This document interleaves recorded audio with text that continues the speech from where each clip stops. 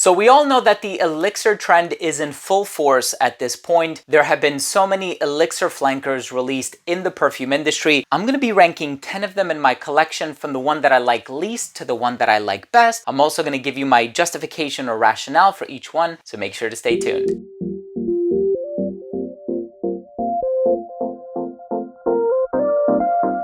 Now, before I begin today's episode and I talk to you about these 10 elixir fragrances, and they've kind of come out either this year or last year or basically since that elixir bandwagon began. But before I start the video, I do want to mention that if you're a fan of fragrance related content, of course, if you love smelling your best, hit subscribe, hit the bell, and give this video a thumbs up for the YouTube algorithm. It really means a lot to me. So, of course, the first one that I want to talk about is one that I don't personally wear, and that's because it's marketed for women, and I do find it to be a bit on the feminine side of things. But this one by Burberry is called Burberry Her Elixir. Now, I love the way that this one smells. This has strawberry in the opening. I love the original Burberry Her, which gets compared to Baccarat Rouge 540 by Maison Francis Kurkdjian. Actually, same perfumer for the original, which is Francis Kurkdjian. I think the perfumer for this one might be Jerome de Marino, don't quote me on it, but this one, the strawberry, that sweetness in the dried down vanilla, a touch of florals, it's really nice. Again, not something that I would personally wear, but I do find this to be kind of a stronger version of the original while still going in a very different direction. Now, by Paco Rabanne, you have Invictus Victory Elixir. Now, the bottle here is the original Victory, but I also do have Elixir, but I just couldn't locate it. It's somewhere in this mess here. It's a chocolatey type of a fragrance, right? So it kind of reminds me of Bad Boy by Carolina Herrera, but it has this darkness, this dark woodsy undercurrent, and once again, going in a darker direction. But as you can see, there is also a touch of sweetness that is creating a parallel or a motif among these fragrances. Now, this new one took it in a very different direction, and I actually do like this one. I think the occasions and the circumstances under which this can be worn are a little bit compromised. This one by Hugo Boss is called Boss Bottle Triumph Elixir. Apparently, this is a limited edition fragrance, so I don't know if this is something that's going to be on the market a year from now. I know there's been Boss Bottled Tonic, there's been Boss Bottled Marine, there have been so many flankers. This one smells like the original Tom Ford Noir. So if you've ever tried that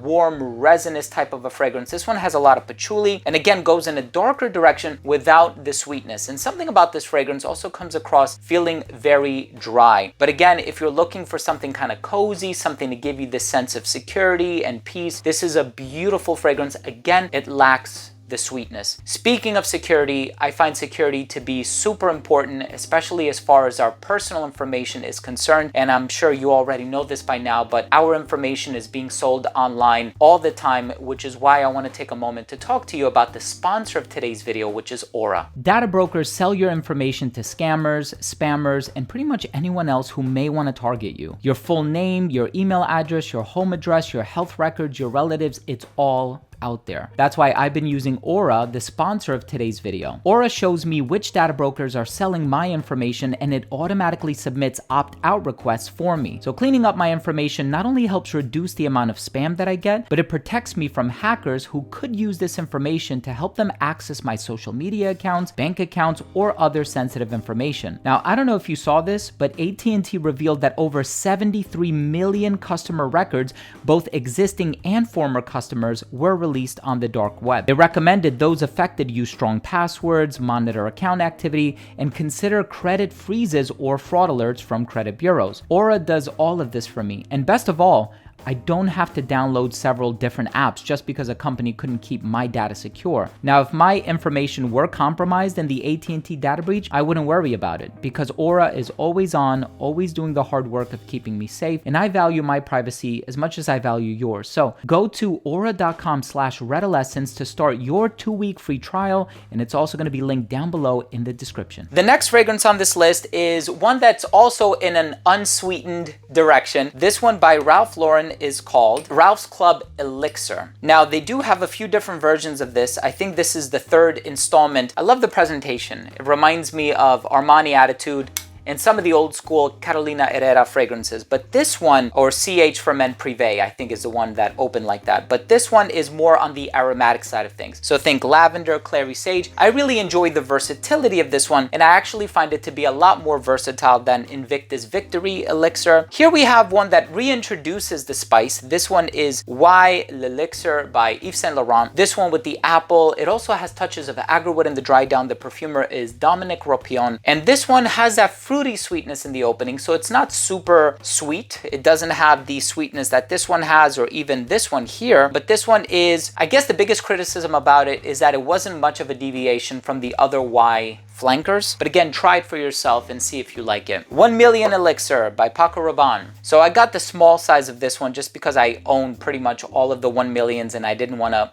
you know, spend the money for the biggest size. But this one again goes in a sweeter direction, has that spiciness that you're also going to find in the original, which contains, you know, cinnamon and rose and vanilla and whatever else. This one is a little bit darker, but I really do appreciate that darkness. The longevity is in there as well, so you know, it lasts a very, very long time. I also have 1 Million Royal, which is really good longevity. 1 Million Lucky, not the best longevity, and 1 Million Privé, one of my favorites, but it's discontinued now. Now, I really love this one, and this is actually one of the best elixirs I've ever tried. The only issue with it is that it's not too original. Gucci Guilty Elixir. This one gets compared to Pegasus by Parfum de Marly. It also gets compared to Hypnotic Poison by Christian Dior, or I'd say I made that comparison to Hypnotic Poison by Christian Dior, which is marketed for women. The perfumer for this is Kenton Biche, who is an incredible perfumer, super talented. And this one has kind of like a vanilla almond vibe to it. Not the strongest fragrance in my collection. Yeah, it's far from being the strongest, but I love the way that it smells. Again, the only criticism is that it's not the most original composition. You knew I was going to mention this one at some point. Le Male Elixir by Jean Paul Gaultier. Okay, one of the best releases of 2024. Is it the best release of 2024? Potentially. We'll see, right? We still have several months left. This one, tobacco, hey, it's warm, it's ambery, it's resinous, it's sophisticated, love it. Here is a fragrance that has the potential of being the best release of 2024. I love this stuff so much. Now, I know there's also been Boss Bottled Elixir. I haven't purchased that one yet. I will probably purchase it down the line, but this is the Scent Elixir. Every time it goes on sale, it gets sold out. This stuff is remarkable. So this has a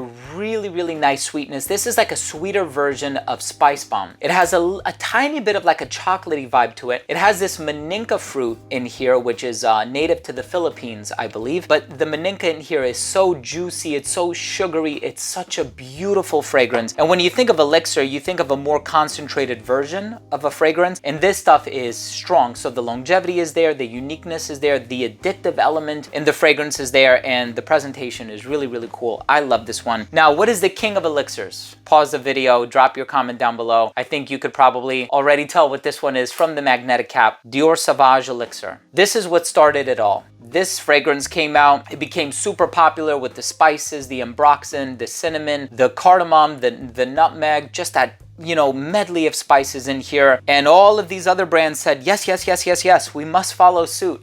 But this fragrance really started it all. Sauvage Elixir is incredible. It's dressed up, it's professional, it's refined, it is fantastic. Give it a shot if you haven't already done so. It lasts a very long time, not as diffusive as the original, the eau de toilette, or even the eau de parfum, but the longevity is here, the complexity is here, that dressed up, elegant, formal quality is here. Thank you so much for watching. I really appreciate the viewership, and I hope you took something of value from today's episode. If you did, please do consider supporting the channel by hitting subscribe, hit the bell, and give this video a thumbs up as well.